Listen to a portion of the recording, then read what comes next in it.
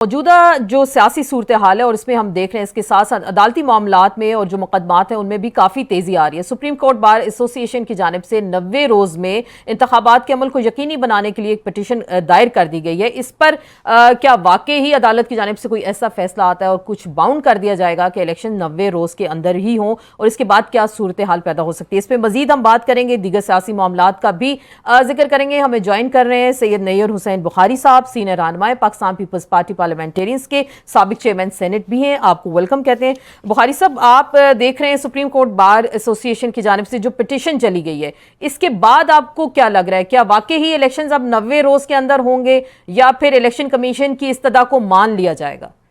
Thank you. गुजारिश है, एक तो मैंने पहले मेरा एक मौक़िफ़ था कि अभी इलेक्शन कमीशन ने कोई अपना वर्डिक्ट नहीं दिया, कोई शेड्यूल नहीं दिया, तो उससे पहले सुप्रीम कोर्ट बार जो चलेगी तो वो प्रीमेच्योर लग रहा था। लेकिन कल जब इलेक्शन कमीशन ने डिलिमिटेशन के शेड्यूल दिया तो पाकिस्तान पीपल्स पार्टी का हमेशा से मौक़िफ़ रहा है कि जो प्रेस्क्राइब टाइम फ्रेम है कॉन्स्टिट्यूशन में, उसके अंदर इलेक्शन होने चाहिए। सही।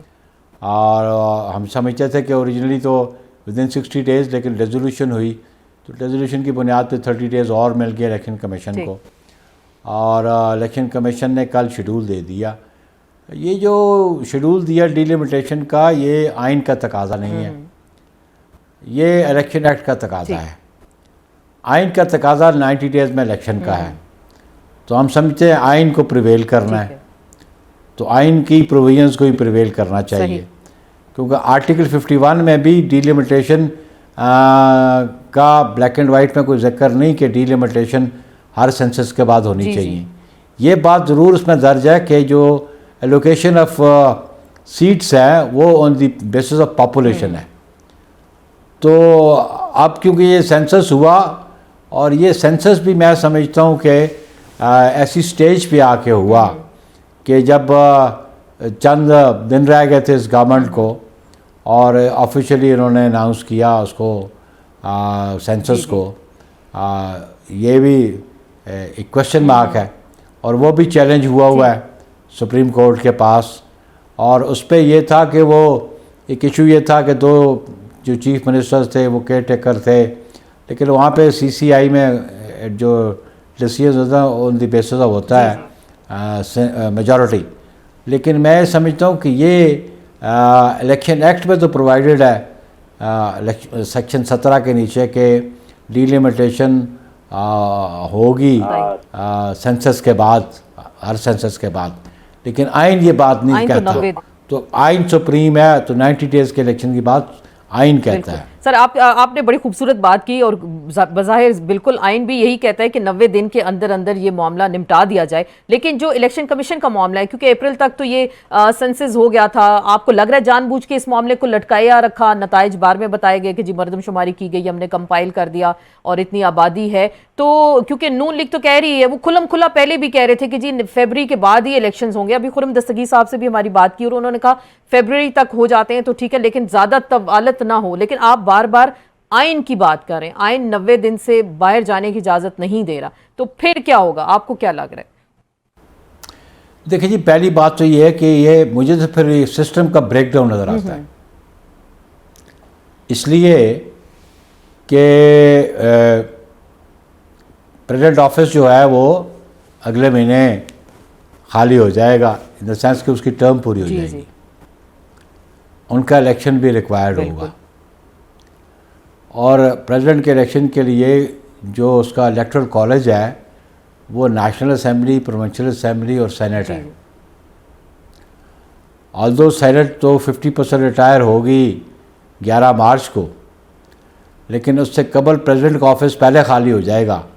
मार्च तक तो सेनेट कंप्लीट रहेगी, और वो इलेक्टोरल कॉलेज का एक हिस्सा है, इसलिए अगले बार जब प्रेसिडेंट ऑफिस अपनी टर्म पूरी कर लेगा तो प्रेसिडेंसी खाली हो जाएगी, तो उसका इलेक्टोरल कॉलेज वजूद में आना बहुत ज़रूरी है ताकि प्रेसिडेंट ऑफिस जो है वो पुर किया जा सके। एक तो ये बेसिक रिक्वायरमेंट है, और फिर अभी जो कॉन्स्टिट्यूशनल पिटीशन चलेगी सुप्रीम कोर्ट में, उसमें अब सुप्रीम कोर्ट को ये फैसला करना पड़ेगा कि इलेक्शन एक्ट की प्रोविजंस जो हैं वो ज़्यादा मौसर आए और वो प्रिवेल करती हैं या आर्टिकल 224 करता है। Let them decide it. ये तो सुप्रीम कोर्ट डिसाइड करेगा। तो बुखारी साहब, जैसे अभी आपने कहा ना ये सिस्टम कुछ ब्रेक डाउन की जानिब आपको दिखाई दे रहा है, क्योंकि इलेक्टोरल कॉलेज पूरा नहीं है, तो प्रेसिडेंट जाहिर बात है वो शायद वो उस चीज़ को कंटिन्यू कर लेंगे। लेकिन अगर आपको तरमीम, तो फिर आइन में तरमीम शायद करनी आपको पड़ेगी, क्योंकि अगर डिलिमिटेशन नई हल्का बंदियाँ अगर करनी है तो आपका इलेक्टोरल कॉलेज तो वैसे पूरा नहीं, फरवरी तक तो सब कॉन्फिडेंट हैं जी ठीक है जा सकता है ये मामला। तो फिर आप बार बार कह रहे हैं कि आइन प्रायर है, आइन को अहमियत दी जाए, तो ये जो सारा सिनेरियो बनता जा रहा है, तो ये क्या आपको नहीं लग रहा जमहूरियत को डीरेल तो नहीं हो जाएगी? हमारे यहाँ हमेशा हम सुनते थे ना 90 दिन के अंदर इलेक्शन, 11 साल तक इलेक्शन नहीं देखे थे किसी ने। देखें जी, हमें तो समझता हूँ कि इस आइन की बालादस्ती के लिए पीपल्स पार्टी ने हमेशा कुर्बानी दी है और बहुत बड़ी कुर्बानियाँ दी हैं हमने, और हम तो चाहते हैं कि आइन को अपहोल्ड किया जाए। ये बहुत ज़रूरी है, और ये आइन अपहोल्ड होगा तो सिस्टम की कॉन्टीन्यूटी रहेगी। अगर सिस्टम की कॉन्टीन्यूटी रहेगी तो जो डेमोक्रेटिक कल्चर है वो परवान चढ़ेगा। बिल्कुल। और अगर डेमोक्रेटिक कल्चर परवान चढ़ेगा तो पार्लियामानी जमहूरियत को तक़वियत मिलेगी।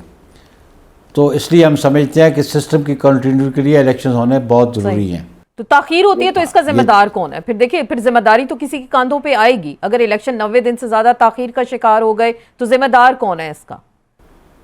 देखिए, अभी इसलिए इसको मैं समझता हूँ ये अभी प्री मैच्योर होगा क्वेश्चन आपका, क्योंकि अभी वो 90 दिन गुजरे नहीं और उस पर कोई वर्डिक्ट आई नहीं। तो इसलिए हम समझते हैं कि ये इस वक्त कबल अज़ वक्त किसी की जिम्मेदारी तयन करना ये मुनासिब बात नहीं होगी। आपको बुखारी साहब लग रहा है ये निगरान ज़्यादा लंबे अरसे तक चलेंगे क्या? ऐसी कुछ तैयारी दिख रही है आपको क्या? देखिए, निगरान को ज़्यादा लंबे अरसे चलना नहीं चाहिए, इसलिए कि निगरान जो है आवाम के मुंतखब नुमाइंदे नहीं है, वो आवाम के रिप्रेजेंटेटिव नहीं है।